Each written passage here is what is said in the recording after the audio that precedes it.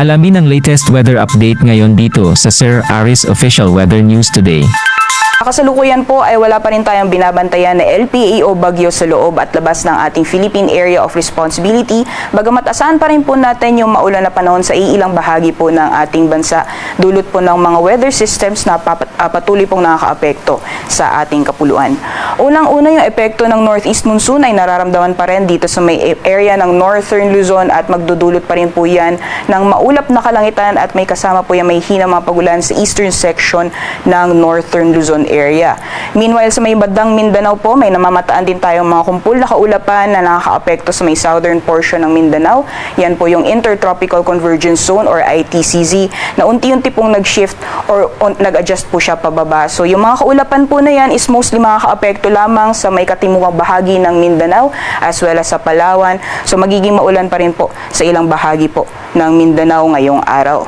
Sa nalalabing bahagi naman po ng ating bansa, may namamataan din po tayong mga kaulapan dito po sa may bahagi ng Southern Luzon. Although nakikita natin na papanipis na po yung mga kaulapan na yan. So asahan pa rin po natin, or possible pa rin po yung mga kalat-kalat mga pagulan, pagkidlat at pagkulog sa may bahagi po or ilang probinsya sa Southern Luzon. Dulot po ng epekto ng easterlies o yan po yung mainit na hangin na nanggagaling sa karagatang Pasipiko. At sa nalalabing bahagi po ng ating bansa, dyan po sa Visayas, sa nalalabing bahagi ng Mindanao, sa may Palawan, and the rest of Luzon area ay magiging maaliwalas naman po yung panahon except na lamang po yung mga panandalian o mga biglaang buhos ng ulan. At sa mga susunod na araw ay inaasahan po natin na magpapatuloy pa rin po yung generally fair weather conditions this coming Saturday sa malaking bahagi po ng ating bansa. Ngunit unti-unti pong lalakas ulit yung epekto ng hanging amihan ngayong darating na weekend. At kaagibat po sa paglakas ng epekto ng hanging amihan ay muling babalik yung epekto ng shear line o yung pagsasalubong ng malamig at mainit na hangin.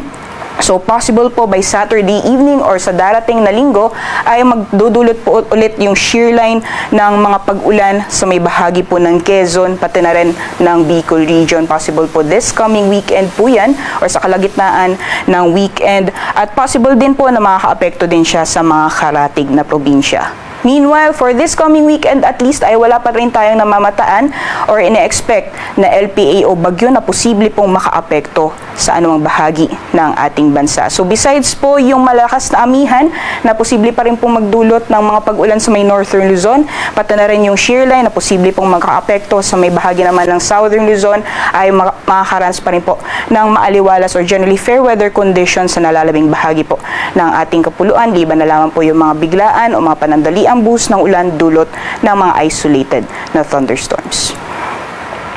So magiging lagay naman po ng panahon ngayong araw dito sa Luzon, dulot po sa patuloy or dulot ng patuloy na epekto ng hanging amihan ay magiging maulap pa rin po yung papawirin sa may bahagi po ng Cagayan Valley as well as sa ilang portions ng Cordillera Administrative Region, dyan po sa may Apayao, Ifugao, gayon din sa Mountain Province at Kalinga. Yung mga pag-ulan po niya naasahan po natin dyan is mostly mga light rains o mahina mga pag-ulan o mga pag-ambon. Dito naman po sa eastern sections ng Southern Luzon, dyan po sa may Quezon, pati na rin sa Bicol region, posible pa rin po yung mga kalat-kalat mga pagulan, pagkidlat at pagkulog, ngunit hindi po natin inaasahan na kalakasan po siya kung ikukumpara noong mga nakarang araw dulot na epekto ng shear line. So easterlies po ang magdudulot ng mga pagulan sa bahagi po ng Quezon at Bicol region ngayong araw.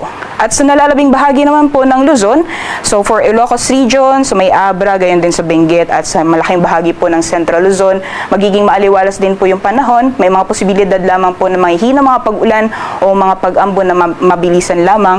And for areas naman po ng Metro Manila, sa nalalabing bahagi po ng Calabarzon as well as portions naman po ng Mimaropa, mostly mga localized thunderstorms po ang posible pong magdulot ng mga pag-ulan. So ito po yung mga saglitan o mga panandaliang buhos ng ulan na mas madalas nararanasan sa hapon o sa gabi. So monitoring lamang po ng mga thunderstorm advisory na nilalabas po ng ating Pag-asa Regional Services Division. For For the temperature forecast naman po ngayong araw sa mga piling syudad dito sa Luzon, sa Tugigaraw po, yung agwat ng temperatura ay maglalaro mula 24 hanggang 30 degrees Celsius, 33 degrees Celsius maximum temperatures naman inaasahan ngayong araw dito sa Lawag. At yung agwat naman ng temperatura sa Baguio ay maglalaro mula 17 hanggang 25 degrees Celsius. Sa Metro Manila, yung maximum temperatures po natin ay aabot ng 31 degrees Celsius.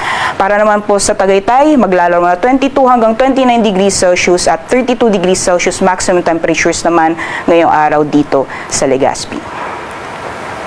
So magiging lagay naman po ng panahon sa nalalabing bahagi ng ating bansa gaya po ng nabanggit natin kanina, yung Intertropical Convergence Zone, yung axis po niya ay nag-shift pababa. So dito na lamang po sa may katimugang bahagi or southern portion ng Mindanao nakakaapekto yung ITCZ. So possible pa rin po yung mga kalat-kalat mga pagulan, pagkidlat at pagkulog sa may bahagi po ng Basilan, Sulu at Tawi-Tawi, at mataas lamang po yung posibilidad ng mga isolated o biglaang pagbuhos ng ulan sa nalalabing bahagi po or sa southern portions ng Mindanao. And for the rest of Palawan, Visayas, pati na rin sa Mindanao area, magiging maaliwalas po yung panahon ngayong araw. So mainit po, lalong-lalo na pagdating ng tanghali, at may mga posibilidad lamang po ng mga isolated thunderstorms pagdating naman po or mas madalas sa hapon o sa gabi. Temperature forecast naman para sa mga piling syudad dito po sa Palawan at Visayas, yung maximum temperatures po sa Kalayaan Islands aabot ng 31 degrees Celsius at 32 degrees Celsius naman para dito sa Puerto Princesa. Para naman po sa Iloilo, yung maximum temperatures po natin aabot ng 31 degrees Celsius, 26 to 30 degrees Celsius ang agwat ng temperatura inaasahan ngayong araw dito sa Cebu, at yung maximum temperatures naman para sa Tacloban aabot ng 32 degrees Celsius. So, para naman po sa temperatura sa mga piling syudad dito sa Mindanao, for Zamboanga po, aabot ng 32 degrees Celsius maximum temperatures. Sa Cagayan de Oro ay 25 to 30 degrees Celsius. At para naman po sa Metro Davao, yung agwat po ng temperatura ay maglalaro mula 26 hanggang 31 degrees Celsius. Sa kalagayan naman po ng ating karagatan, wala pa rin po tayong gale warning na nakataas sa anumang dagat baybayin ng ating bansa. Ngunit iba yung pag-iingat pa rin po sa mga planong pumalaot sa mga dagat baybayin ng Northern Luzon dahil posible pa rin po yung mga katamtaman hanggang sa maalon na karagatan. Sunrise po natin ay 6:12 a.m. at sunset ay 5:29 p.m.